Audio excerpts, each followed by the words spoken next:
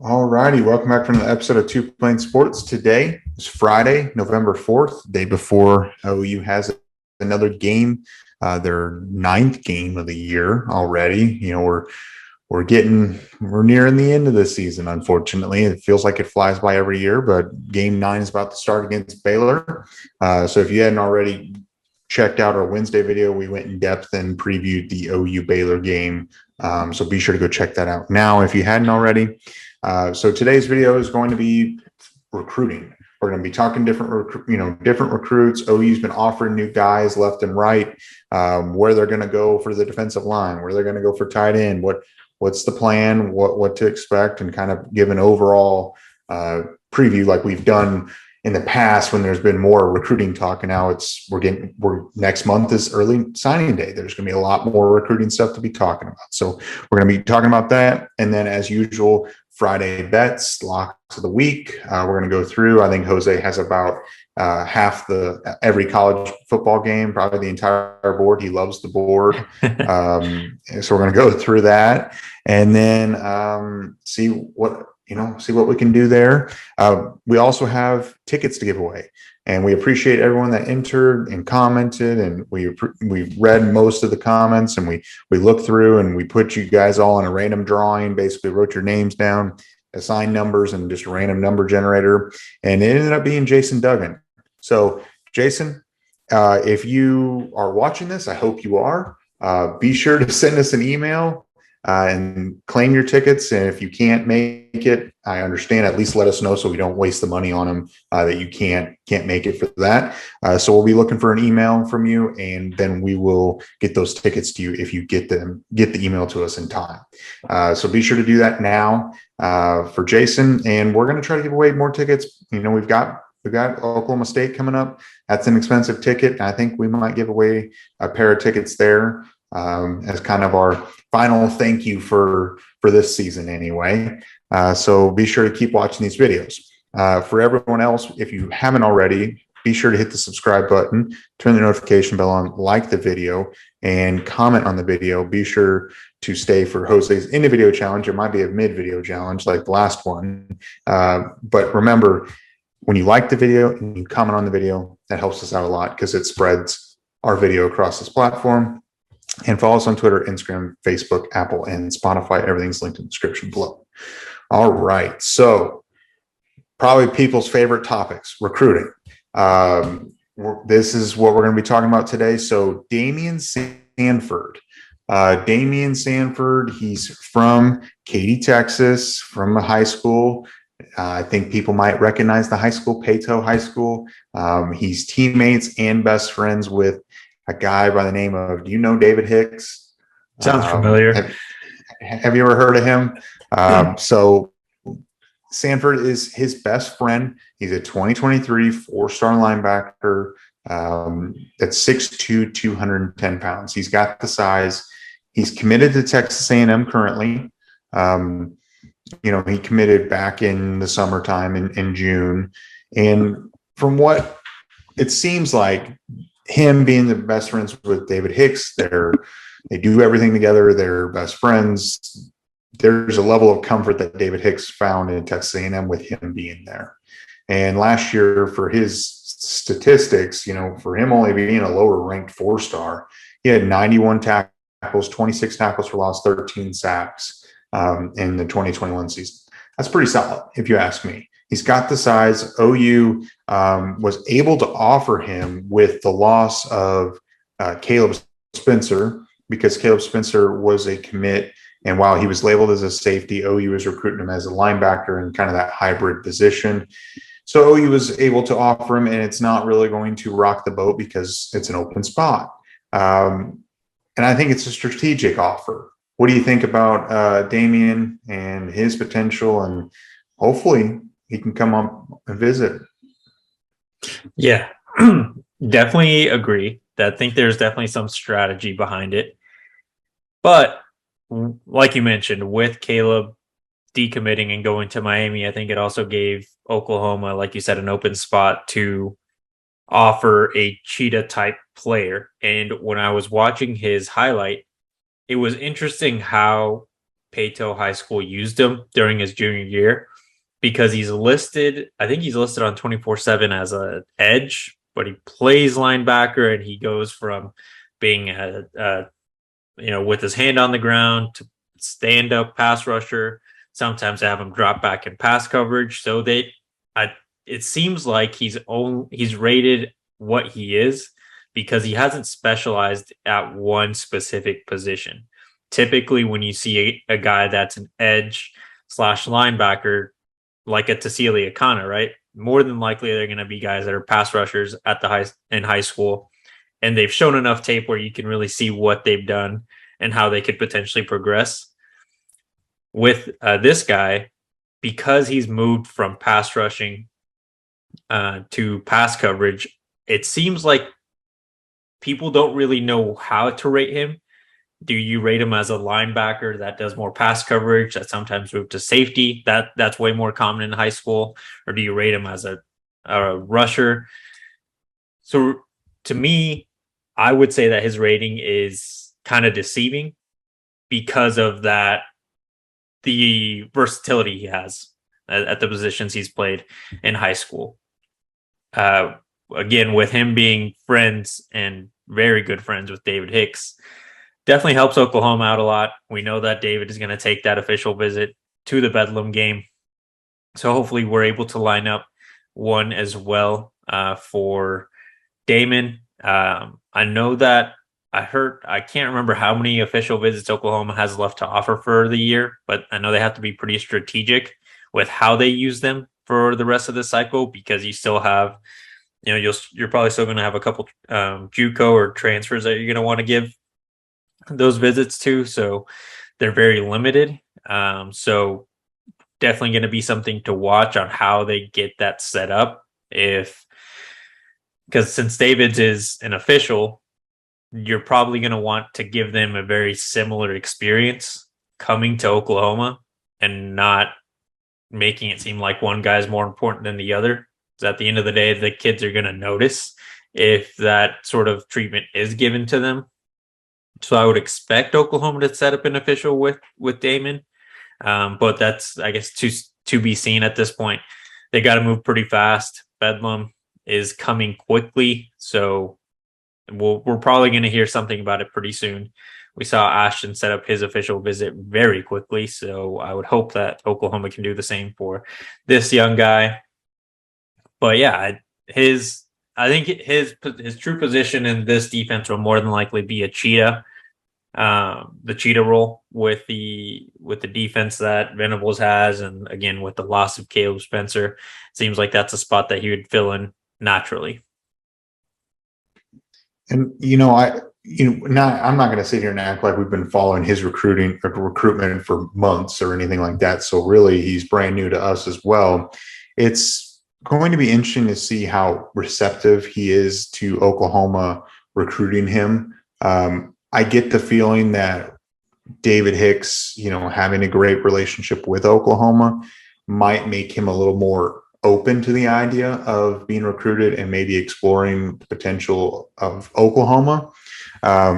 It will be interesting to see if he can set up an official visit over the next week. If you do that, and the fact that David Hicks, and we can kind of lump them together. Obviously, David Hicks committed to Texas A&M, blindsided Oklahoma, but he's kept his Oklahoma official visit, as you mentioned. And I think that's significant because I feel like if you're truly locked in and you move up your commitment date kind of out of the blue because it was supposed to be in January, and then you commit to A&M, but you are going to still visit the other school that you were supposed to commit or were really close to committing to. I think that's interesting. And I think that the struggles of Texas A&M this season aren't going unnoticed. Not that Oklahoma has looked stellar by any means, but they are winning more games than Texas A&M. And Texas A&M has had great recruiting classes. Not that Oklahoma hasn't had good recruiting classes, but OU hasn't had quite the talent that A&M has pulled in over the last 2 or 3 years. And the fact that Brent Venables is getting momentum, and if he can beat Baylor and then beat West Virginia and go into this Bedlam game at 7-3, the total feel of the season is way different. If you get on a win streak and potentially go 8-4, 9-3, and finish the season strong and go play in a bowl game that's, pretty a solid bowl game, and you win that, there's a lot of solid momentum. And I feel like the A&M is going to continue to flounder, and they're going to fight to even become bowl eligible. I mean, that's not even a guarantee for them. And I don't see how, as a defensive lineman, other than, maybe the NIL and, aspects of it, or any top athlete, why you'd want to go to A&M. And I sound biased, and obviously I am to some degree. I'm not going to sit here and act like I'm not. But I would at least, if it's not Oklahoma, I'd go somewhere else that's not A&M. You know what I'm saying? Like, you're David Hicks. You can go play at Alabama, or you can go play at Georgia, or somewhere like that. Anywhere but A&M, in my opinion. So the fact that he's kept his official, you offer his best friend, maybe Hicks, and you can convince Sanford to set up an official visit for that weekend. You recruit him hard over the next 6 weeks. I think we've got 6 or 7 weeks until an early national signing day. You recruit him hard. You get him on campus and you show him a lot of love, and just explain why you didn't offer him so long ago, because we were full and now we're not, and we like your tape and figure it out, and maybe sell them on them coming as a package deal, and you can come play at Oklahoma and at least play in a bowl game. There you go. That's a good selling point. So I don't know, but the fact that I assumed for a long time that David Hicks was going to cancel his visit to Oklahoma, just because of that dynamic of committing to A&M and pushing up your recruitment or commitment date. But the fact that he's kept it, you're telling me there's a chance. Yeah, there's smoke, and it is very interesting that it was never canceled. It's not like it was canceled and then rescheduled after he saw more struggles at A&M. It was always on the books, never got off. It seems like he was always planning to go to this official visit, regardless of that decision that he made earlier in the season.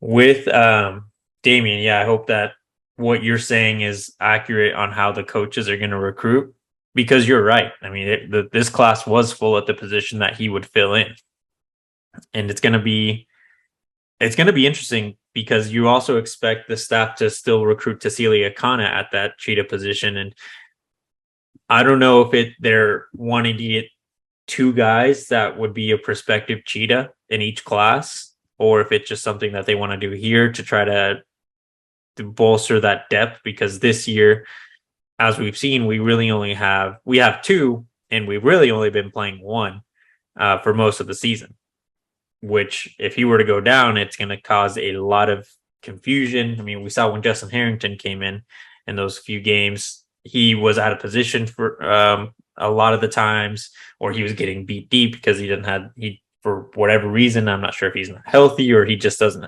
have the athleticism to keep up.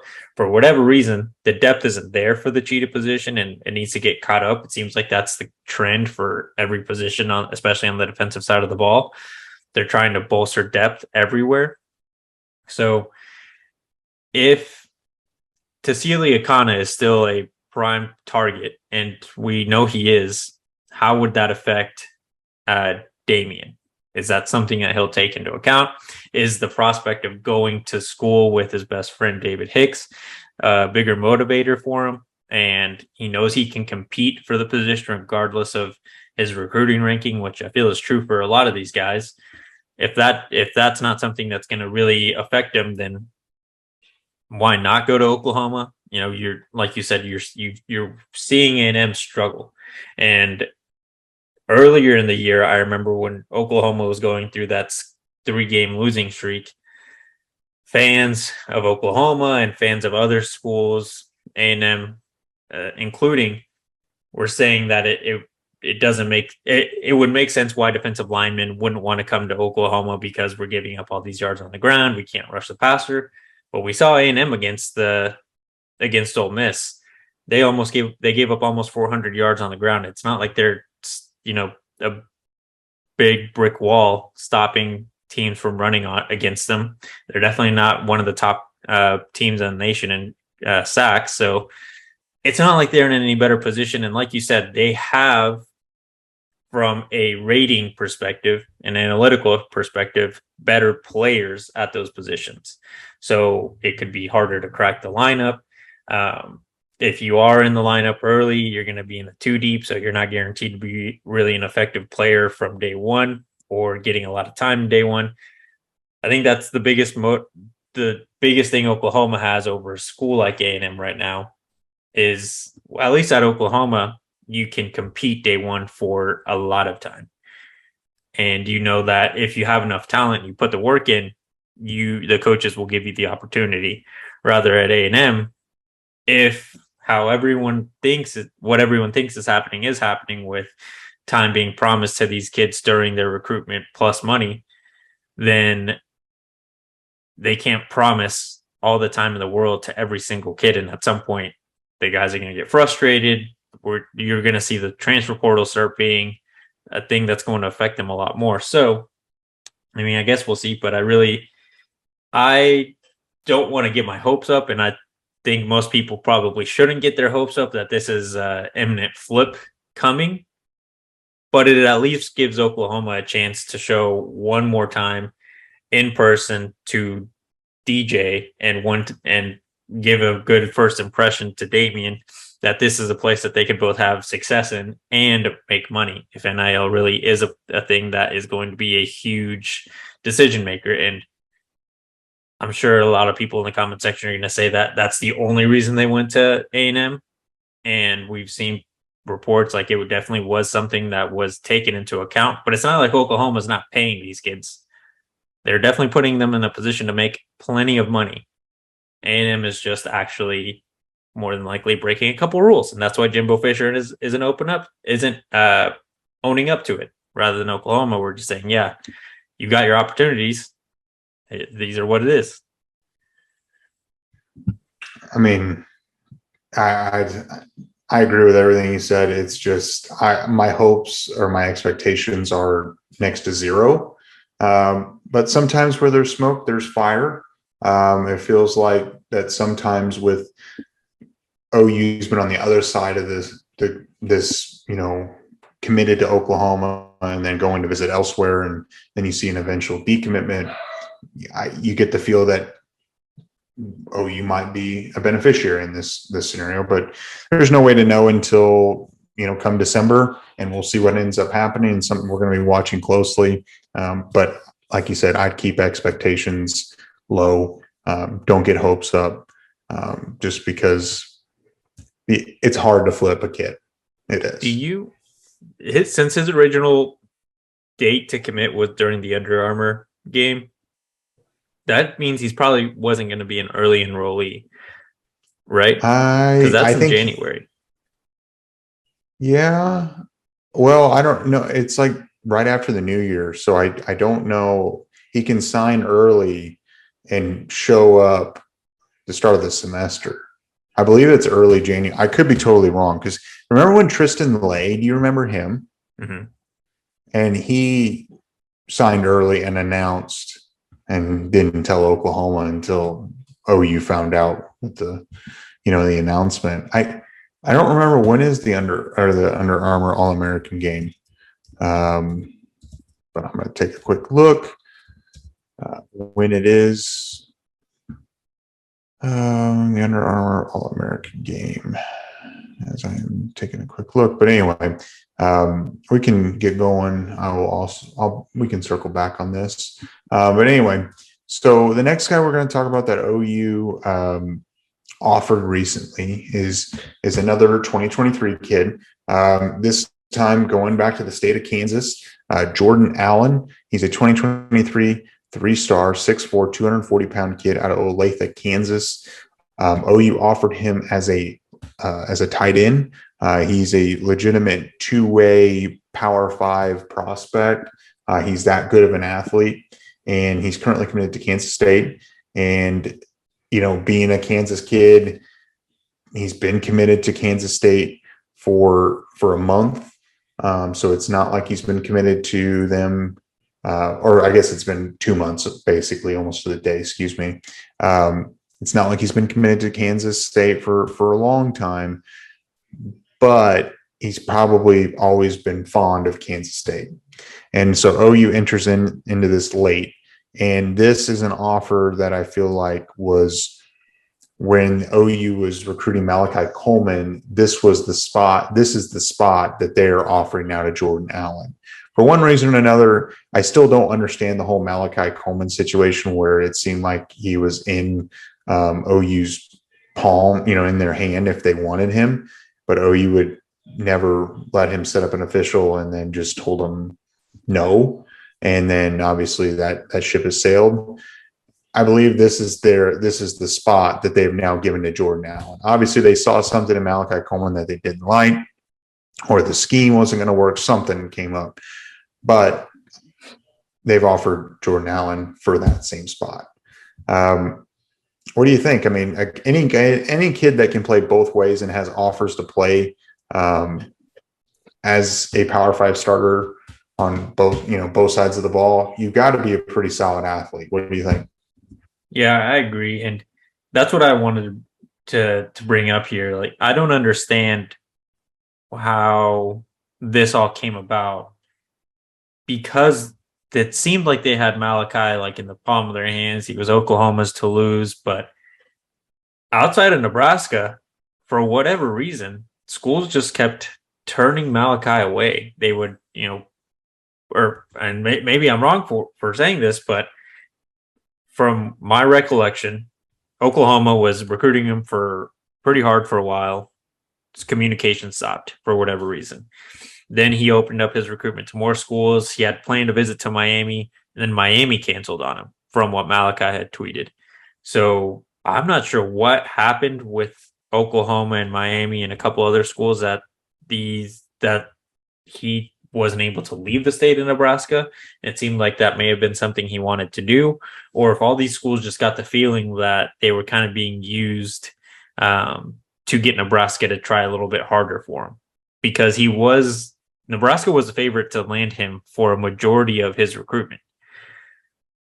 I mean, if it is that Oklahoma and other schools just felt like Nebraska was always where he was going to end up and they just wanted to spend time elsewhere, then it makes sense. But if you have a top 100 athlete in Malachi Coleman that wants to come to Oklahoma and is said he's okay with playing tight end, why turn him away and then offer? Not that this guy may be any worse, overall in his college career, but now he is ranked lower to play the same position. I don't understand it. Hopefully that's something that we can find out, at some point. But with Allen here, if he's open to playing tight end, I think that's something that is good for Oklahoma, because from what I've looked at it with him in high school in his junior year, not a position he played a whole ton. Definitely played a lot more defense than he played offense. It'd be interesting to see how he progresses at that position. Would he be more of a Daniel Parker role tight end, where he's asked to do a lot more blocking than pass catching, or are they expecting him to be so good of an athlete that he'll naturally just pick up the pass catching side of the position? Because to be a good tight end now, you can't just do one thing or another. You gotta have a good mix of both. And with Oklahoma, you got to be a decent blocker, and it would be the great upside as a tight end at OU with the scheme that's right now is that you're going to be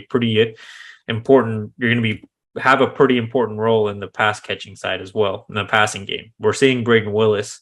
He's having a great year. I'm pretty sure that he's still the number 2 in regards to yards overall. And with pass or through the air. Sorry, I don't know why I'm stumbling so much, but through the air, number 2 on the team behind Marvin Mims. So if you have the upside of blocking, have that physicality and the motivation, you'll fit right in. So, I mean, I guess we'll see. To me, I just can't get past the why not just go get Malachi Coleman. It's not like Oklahoma's afraid of going after a guy that's already committed somewhere. I mean, we're seeing it. We're doing it with David Hicks. We're doing it with Peyton Bowen. We did it with Ryan Yates. And he's just as good of an athlete as those guys. Like that, I just don't understand that. Yeah, there must be more to the picture, more something, some sort of red flag, something. I don't know what it is. I'm not going to necessarily speculate, but there was some sort of red flag that not only OU saw, but other programs saw as well with Coleman. But we'll see with Allen. Again, my expectations are low. Kansas State's got a great season going, so that's helping them. He's from Olathe, not too far from Manhattan. So I don't know where this is going to go, but I mean, at the end of the day, at least you throw your name in the hat and you see what happens and see if he can show up for the Oklahoma State game. So moving on to another guy, actually a guy that's been in college for a while and has been someone that's been at Notre Dame, is Jacob Lacey. Jacob Lacey is planning to visit Oklahoma this weekend for the Baylor game because he entered in the transfer portal before the deadline. That way he could take visits this fall to prospective programs for his last season of eligibility. Coming out of high school, he's from Bowling Green, Kentucky, 6'2", 285 when he came out of high school. He's a defensive tackle that committed to Notre Dame over Clemson. Clemson wanted him bad. He was a 2019, 4-star kid. And OU is recruiting him. Obviously, need defensive tackles, defensive linemen. He's at 280, so he came out of high school at 285. Notre Dame's kept him basically at the same weight. He hasn't put up crazy numbers at Notre Dame, but it looked like he was going to have his best year of the year, or best year of his career, this year, where he's played 2 games for Notre Dame. His first game against Cal, he had 2 sacks. Something must have happened. I really don't know what it was. Maybe a disagreement with the coaches, and he wanted to be able to save some eligibility. And actually, I'm looking at it and I'm thinking about it. He was there during COVID. I bet he's going to have 2 years of eligibility, not his last year of eligibility. So I misspoke there, and obviously he didn't go over his 4-game threshold, and I don't know if he redshirted. So he very well could have 2 more years of eligibility whenever he gets on campus, wherever he goes. Seems like Kentucky's in on him, a few other schools, but I'm not shocked, and I see a lot of potential transfer portal additions along this defensive line and linebacking core. What do you think? Yeah, I agree. And it is interesting that he entered as early as he did. I don't know if it was an initial reaction to how Notre Dame started, because they've gotten better every game, it seems like. I mean, we'll see. I'm pretty sure he had to use his redshirt to be able to transfer when he did, because of the portal window being, I think it's beginning of next month. So like you said, I think he will have 2 years of eligibility left, given that he used his redshirt this year and then COVID. So he's still got time. The fact that that Clemson was in the running for him when they were recruiting him out of high school, I feel like bodes well for Oklahoma. It was Todd Bates and Brent Venables recruiting him. They have an existing relationship. I don't know how that relationship has been sustained since he's entered college. I would assume they at least maybe have contact every once in a while, or the relationship kind of picked up where it left off. If it didn't, I like our chances because of that situation. But if he wants to be closer to home, then clearly Kentucky is going to be a tough place to beat, because it's not like they are absolute garbage at football now. They have a pretty decent program with Coach Stoops there. So we'll see how it progresses, but I think that's pretty much what's going to be the draw there. Do you want to go play for those coaches that you turned down coming out of high school, or do you want to be close to home and go play at Kentucky? And you bring up a good point about the distance. It's just what he's looking for. Obviously, he likes Brent Venables and Todd Bates and what Oklahoma has to offer because of what he saw at Clemson. If OU misses out on him, that would be tough. But at the end of the day, there's going to be a lot of transfer potential additions that OU is going to try to get this offseason, and it's necessary. This is just one kid that they're getting an early jump on, and they're going to try to lock him down. So I'm hopeful. Again, my expectations are low. It's tough to read transfer portal additions just because, Oklahoma's not the only ones calling them, and they're looking for playing time, which OU can offer, obviously. It's just, I don't know, it depends on what the kid's looking for. And you don't know what their experience was at the previous school and why they're leaving. So I don't know. So something to just keep up with, and we'll see if he posts some stuff on Twitter or something while he's there. Hopefully OU can land him. So moving on to the final kid that we're going to talk about for this video is Kavion Henderson. Kavion's a 2024 four-star defensive lineman out of Leeds, Alabama. And we haven't talked about him in a while. OU for a while led in his recruitment. It was an OU Arkansas battle, and it seems like OU has relinquished that lead because Alabama's come into the picture. They offered him. He's been visiting Alabama. He's from the state of Alabama. He's set to announce his commitment on November 6th, so just a few days away. He's going to stay home in the Southeast. I remember mentioning that I was hopeful that this would be the first commit in the 2024 class.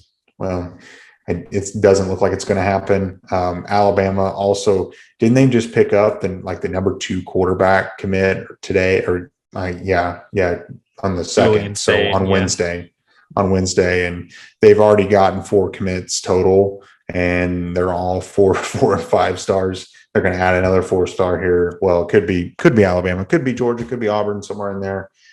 He's not coming to Oklahoma. Just setting expectations. Yeah, it would be a surprise if he picked Oklahoma. Seems like it's Alabama.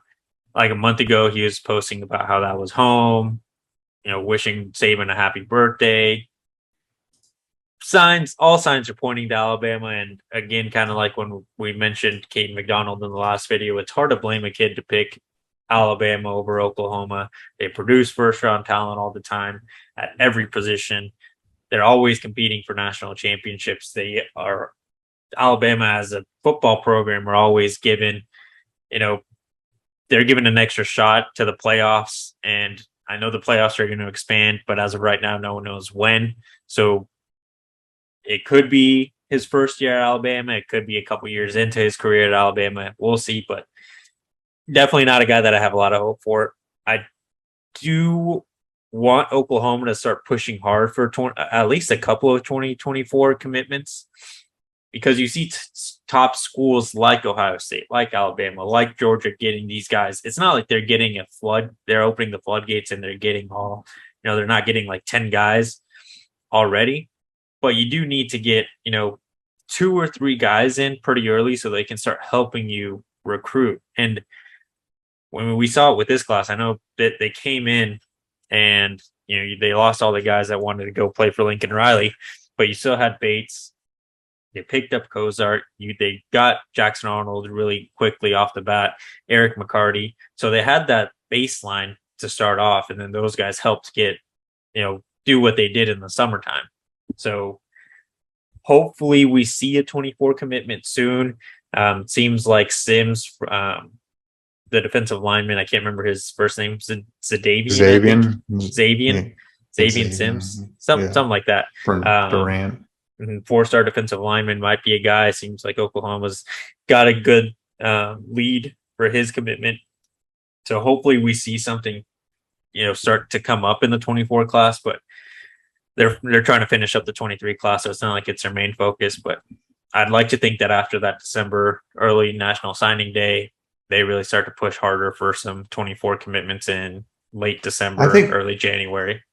Yeah, I think they will. I think another component of it is I think most kids know that the transfer portal is going to be heavily used for Oklahoma, maybe more so than like in Alabama or Ohio State.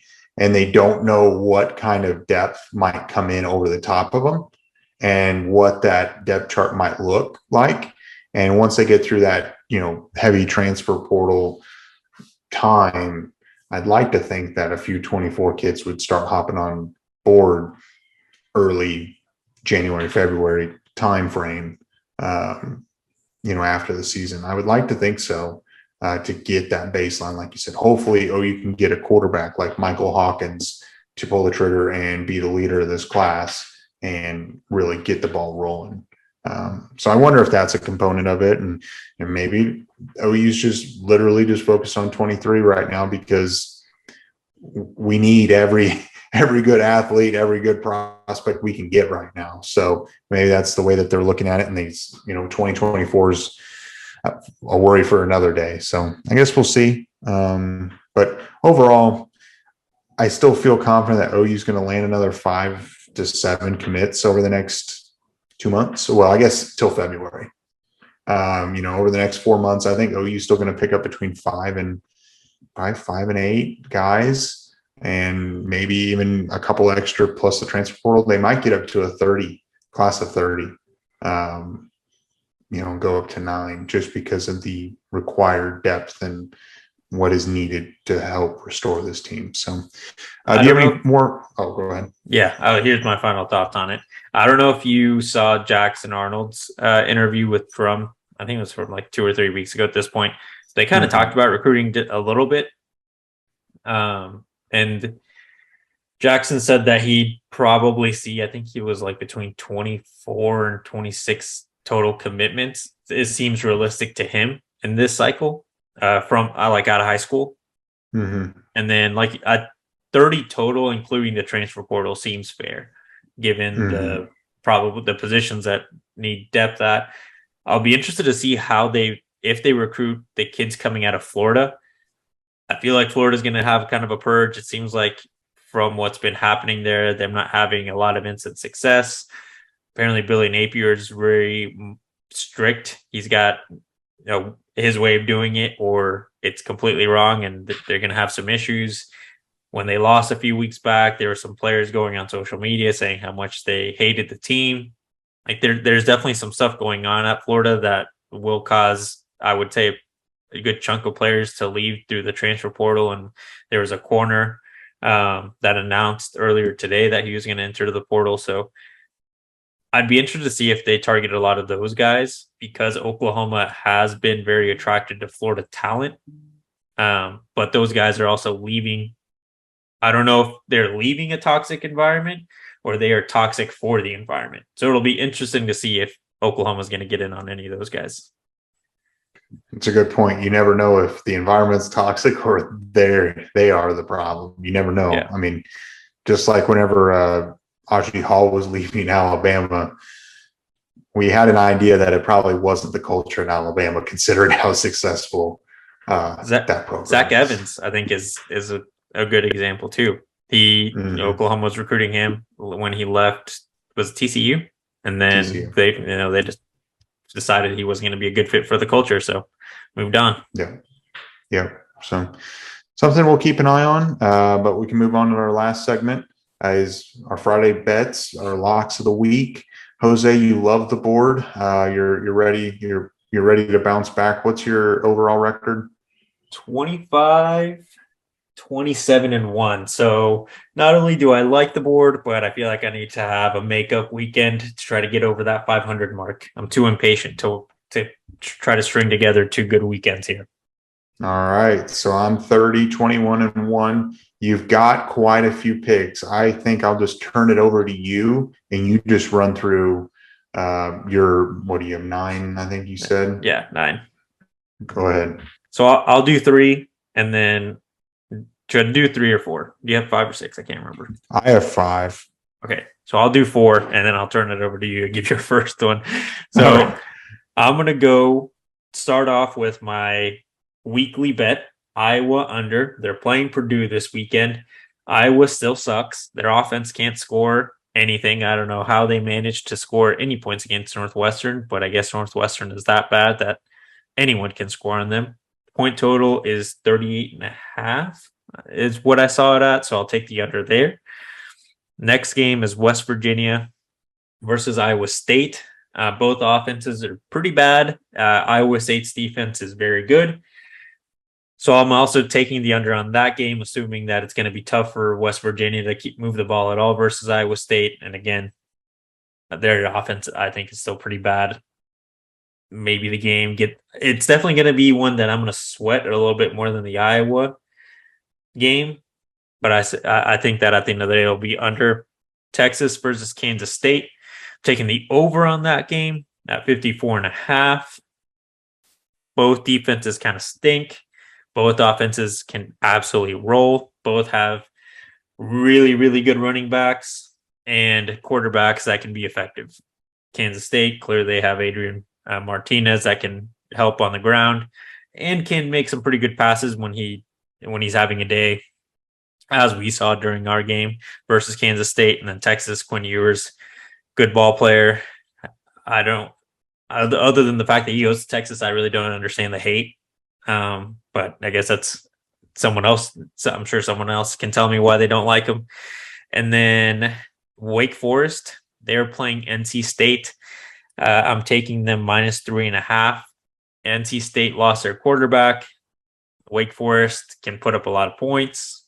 And I just don't see NC State being able to score enough to really make it a game. All right. So who did you have on the Kansas State game? I totally blanked. I just took the over. I don't know who's going to win. I think there's going to be a ton of points. Okay. All right. That's fair. All right. So my first game is Kentucky and Missouri. I'm taking Kentucky -1 as a 1-point favorite.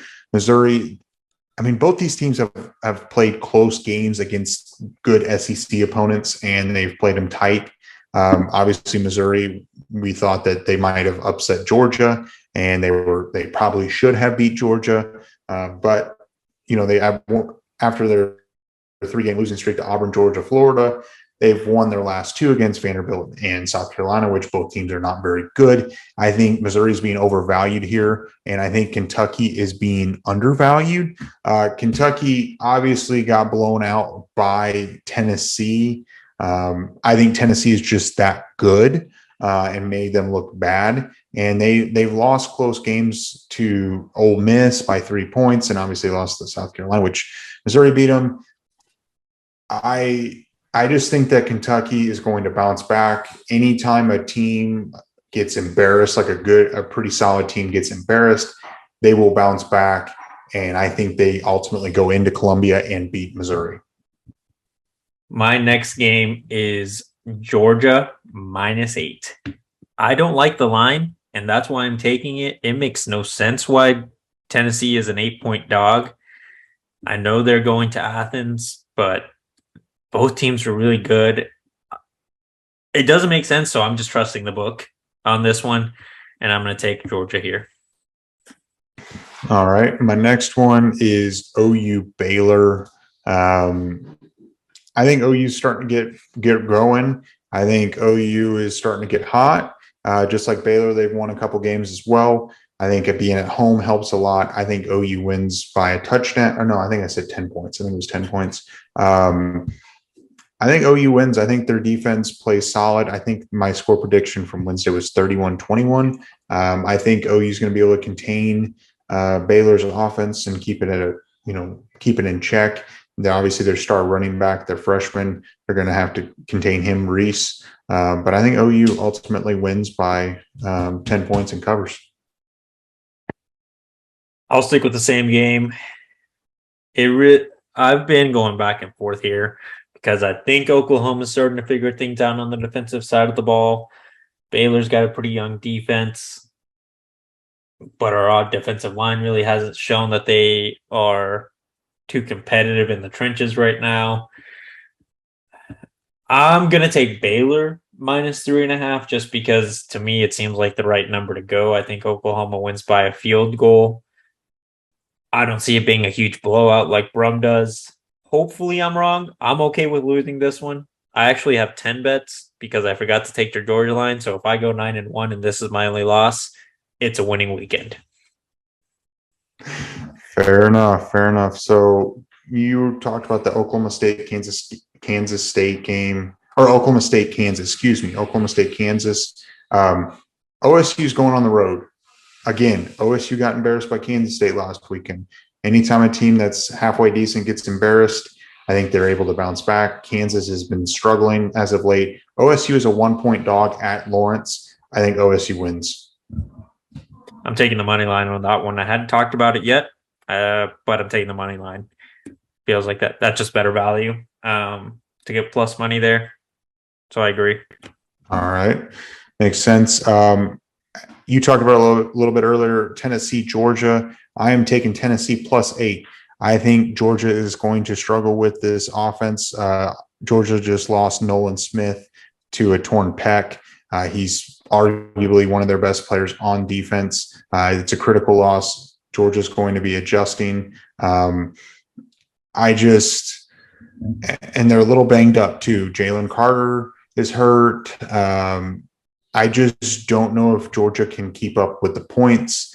They've been a little inconsistent with scoring, and sometimes Stetson Bennett can be a little bit holding them back to some degree. And I think 8 points is a lot of points to give a team like Tennessee, considering how fast and how many points they can score. My next game is Liberty at Arkansas. Arkansas is 14.5-point favorites. I'm taking Liberty plus 14.5. Arkansas is good. I just don't think they're that good to be able to beat a pretty good Liberty team. I mean, again, I think this might be a game to sweat towards the end. Hopefully it's more of a backdoor cover at the end of the game where maybe they only lose by 14 or 13, kind of like Penn State last weekend when they absolutely hoed me. Yeah.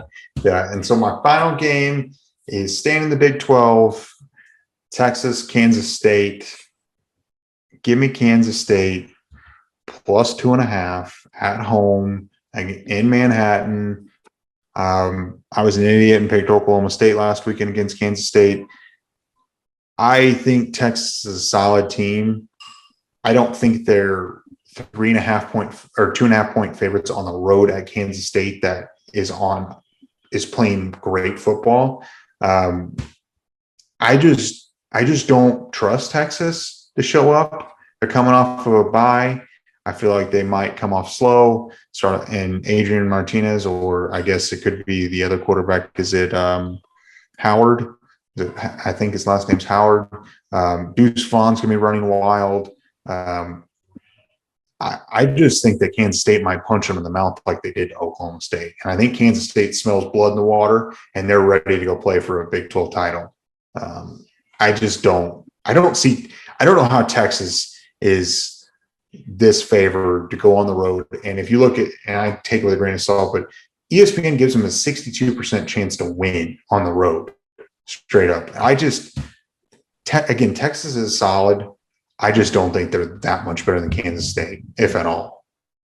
I agree. I'm just too scared to take that, to be honest. You said that was your last one, right? All right, so I got two more because I did add one in the middle of this. Clemson, minus 3.5.